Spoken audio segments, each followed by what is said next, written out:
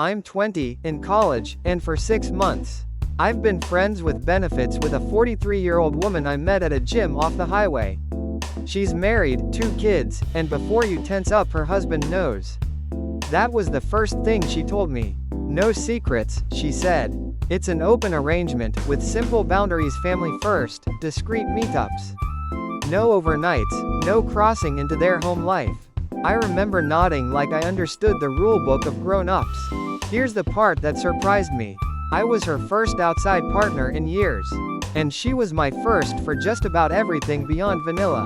We kept it SFW in public, obviously. But the private part of this story is mostly about what it did to my head. She is gorgeous, easy 9 out of 10 any day, and I felt 10 feet tall walking back to campus. Confidence is its own drug. I didn't expect that. It wasn't just the chemistry, it was the way she looked at me like I was not a kid. Not a project, just a man. We see each other once every few weeks. We pick a hotel near the outlet mall, midday. Never on her kids' activity nights. She is always on time. She laughs easily. She checks in after to make sure I got home safe. Which no one my age really does. And yes, she enjoys it. She tells me so. I won't get graphic, because that's not what this is. What I'm trying to say is I'm having a very good time and I am grateful. That's the headline I don't see often. Then the second headline ever since this started. I've realized I'm drawn to older women. I'm not pretending it's noble. I like the contrast, me being young, them being experienced. I like how calm it feels. I started swiping only on women 35 and up. And it worked more than I thought it would. That did something to my brain too. It started to feel like proof that I'm desirable. Like dopamine with a stamp of authority. I know that sentence sounds shallow, I also know it's honest. I've read stories like mine, and the comments can be harsh. Weird. Predatory. Sometimes it's directed at the older person. Sometimes at the younger, sometimes at both. The thing is, none of the scary words match what we actually have. Her husband is aware. He asks practical questions: timing, safety, boundaries. He doesn't hover, but he's there, and not in a threatening way. He once texted me, "Please no weekends when the kids are home all day." It was polite. I said of course. It felt like grown-up logistics, not a trap. Still, I catch myself doing tiny math. She has a family. I have classes, a job at the rec center, a life I'm still building. Is this just a season for both of us? Is that okay? My friends don't know. I haven't told anyone in my real life. Anonymity makes it sound cleaner than it feels. One time I sat in the parking lot after meeting her, and watched a dad load soccer gear into a minivan. I wondered if that was her husband on some other day. The thought didn't scare me, it sobered me.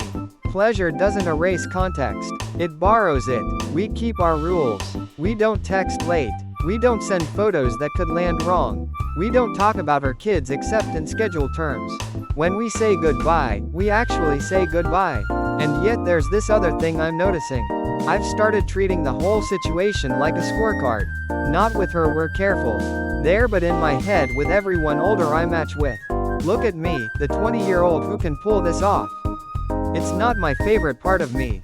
Confidence, when it hardens, turns into collecting. I didn't realize that until I opened a blank post on an anonymous forum to ask for other people's perspectives.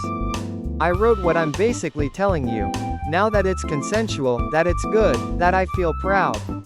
And a little confused, that I'm on a kind of MILF-only streak. I even typed "it gives me insane dopamine," then deleted insane. I said I won't share the kinky details, that's not the point. The point is the shape of it, how it feels. Then I paused. I reread it. It was honest. It was also a breadcrumb trail: ages, timing, the gym, highway exit, the outlet mall. If someone local squinted, they could guess. I trimmed a detail. I blurred another. I hit post. The replies split fast. Some people cheered. Some warned me I'm a prop in someone else's marriage. Others told me to touch grass and stop flexing. A couple of comments hit me in the chest: if you only chase a category, you stop seeing a person. And, everyone's consenting today, what about tomorrow when feelings shift? I scrolled longer than I should have. My phone warmed in my hand. I set the phone down and made dinner.